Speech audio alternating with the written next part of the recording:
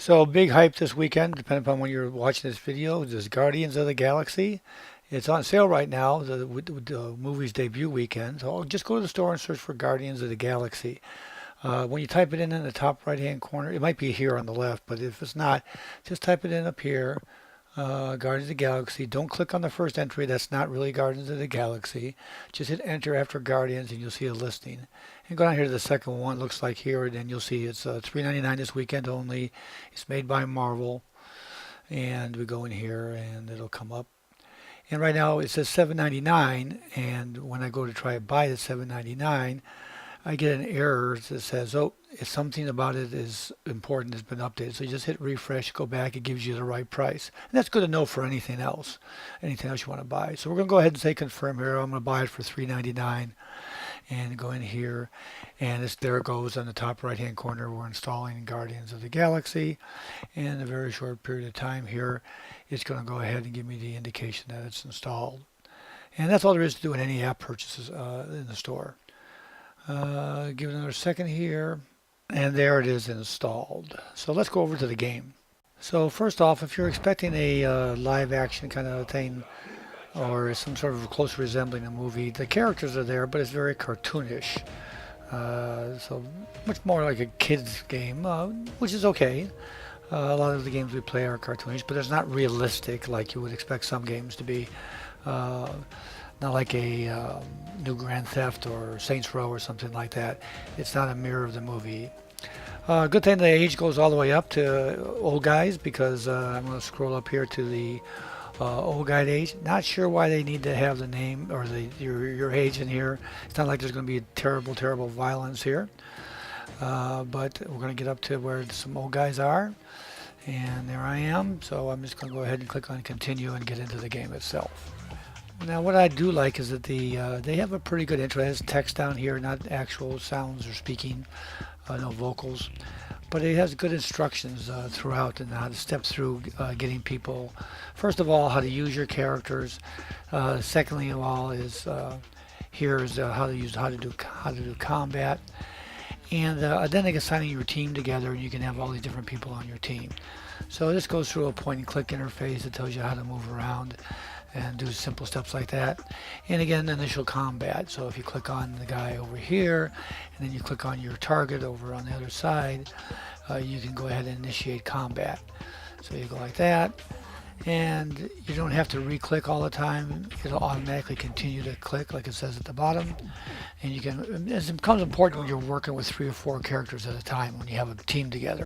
Now they have also a special skills. After you get to a certain level, you can earn different skills, and that will show you how to activate a particular skill by clicking in the top corner up here, and you drag across like usual, and boom, you activate your special skill, and they're more effective against certain people. So just different way of attack. And then they go into this nice interface on explaining the scenario a little bit and assigning new characters or introducing you to new characters and things. So if we go ahead and go forward on this to take a look, it goes through some screens here that introduce the people. Now once you get through the introductory cartoon kind of or comic book kind of screens, you can go right into different things. There's an inventory here and it talks about edit your team eventually. But we're going to go to the mission plan first and say, okay, we want to go to the first level, and eventually these become unlocked. Like the old video cassette there, or the old tape cassette. You click on these screens to go through, talks again like a comic book kind of thing. It tells you what's the whole plot is, everything. So a little humorous here and there, just like supposedly the movie is as well. But here we'll talk about the actual gameplay. Now I'm not a big fan of the gameplay in this, is that the point and click kind of thing. You can use your mouse here to move all these controls around and point and click and move people around. But the whole point of it is that the gameplay, as you'll see here, is interesting at best. Exciting, not so much. But anyways, here we go. We have a person running on screen. You go after it and you let the interface fire for you after this. You see the status bars of their health during the gameplay. And then you get some people on here you need a separate skill for. They're more powerful. You have to click on your skill in the upper left, and that skill helps you defeat that particular person more often. And eventually you'll have multiple skills for multiple type of people. And so once you've demonstrated you've gone through this, everything's fine. By the way, there's health you can pick up, as you can see here. We can go grab that health and come back and continue the attack on the next person. And just, it's sort of repetitive. So anyways, we got a victory. So off we go now to build our team. So once you have that, the first person they introduce to the team is the Drax person. They're able to recruit that person, and to tell you about how you earn badges and what that means as far as experience points and all those things. So we click on next over here, and there's Drax, aka the Destroyer, and a little story about him. You click on these screens to go through each one, and it tells you the story about that particular character.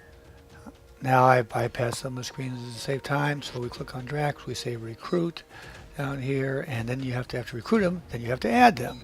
Now you go back over here, and there they are, they're now on your team. So if you could add other people if they're unlocked, you can change and eventually change in and out people as you want to go forward on your game. You can slide over here to start your battle, and you go off to the next level, which basically is the same as the first. The only difference is you got two people fighting against it, so you can multiple target by clicking on that particular team number, and you can double team people. You can do different things. You can do that there. So and it says that here the enemies will attack that person the closest, so you can run and help or attack other people as well. Now what I've done here is I've gone off. Now here we are with 4 people on the team. I've recruited those other people, and you can help other people heal. You can do all sorts of things here to interact with your team and create scenarios where you guys can fight off the bad guys. So a lot of groaning going on, a lot of point and click stuff to add and subtract things to your inventory. It's an okay game.